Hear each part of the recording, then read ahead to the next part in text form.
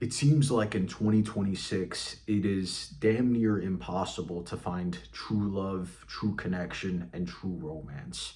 We live in an era where social media apps, Instagram, TikTok, YouTube, dating apps are so easily accessible to the point where people look at each other, men and women look at each other as objects as opposed to people. And because of this, people just engage in casual hookups without any real meaning. People have cheapened the value of love, they've cheapened the value of intimacy. And as a result of that, people are not really pair bonding like they used to in the past. Like if you look at the past, men and women were, it was common for them to be in long-term relationships, marriages and things like that. And they're not really doing that these days.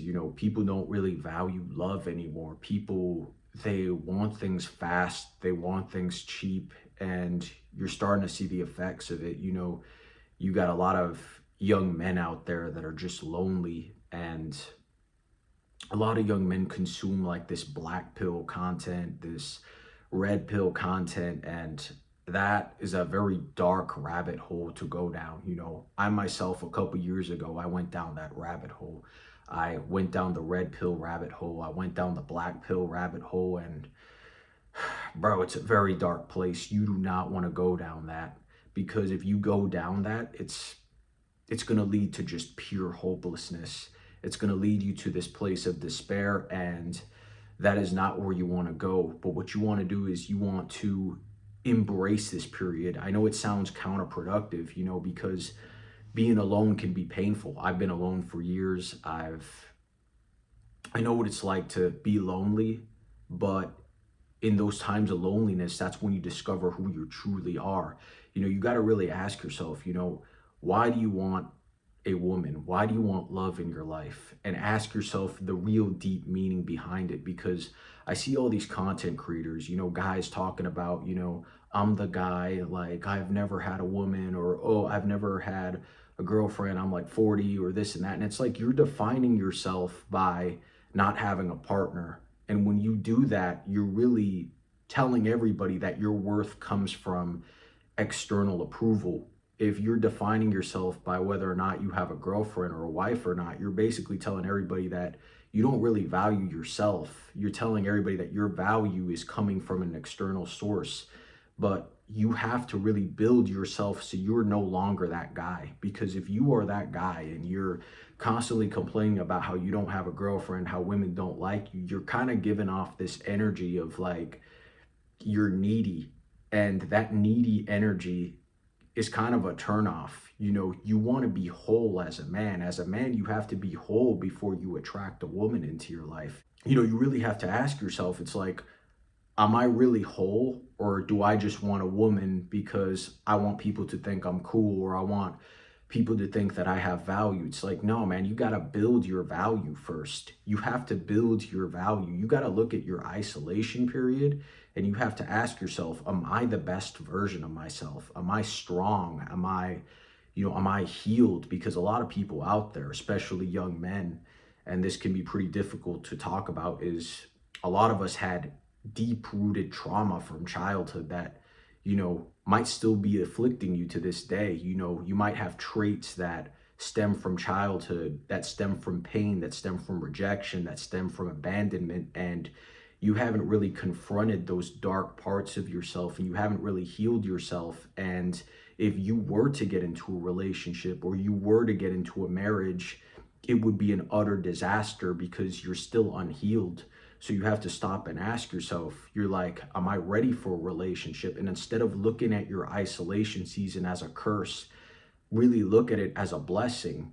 Look at it as, man, I have time right now. You could be 25, you could be 30, 35, or whatever, especially if you are a young man, and really ask yourself, you're like, what can I do to improve myself? Not just physically, not just with finances or status. I'm talking about like, what can you do to heal your mind, to heal your soul, and really just look at this time period as a time period of restoration. Look at it as, you know what? I'm going to take this time. I'm going to get in shape. I'm going to take this time and I'm going to get rid of all my addictions because, lust is it's a real addiction. Lust is an addiction that a lot of young men battle. I've battled it in the past, and you have to overcome that. Go on SR, hold your life force, consecrate your body, because when you do that and you do it for, say, like 100+ days, you're going to notice that your mind's going to start to shift, because the more you give into that lust urge, you it's going to make you feel even more lonely. I know it's kind of counterproductive, to not have love in your life and to want to satisfy yourself like that. But if you do that, it's just going to destroy you. It's going to destroy your mind. It's going to destroy your soul.